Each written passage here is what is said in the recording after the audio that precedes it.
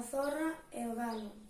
Unha zorra colleu un fermosísimo galo, e este, querendo fuxir dos dentes da raposa, díxolle moi cuco: "A que non eres capaz de dicir tanta castaña?"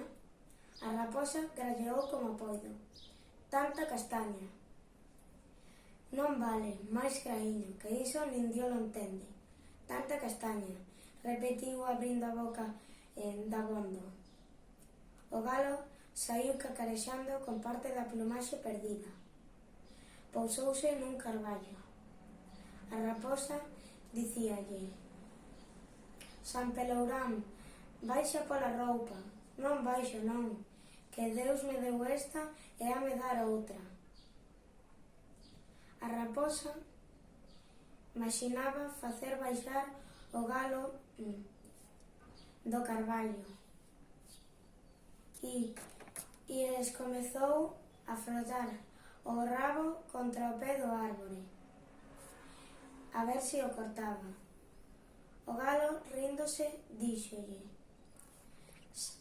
"Líbreme Deus de fouce e machado, que rabo da raposa non corta carballo."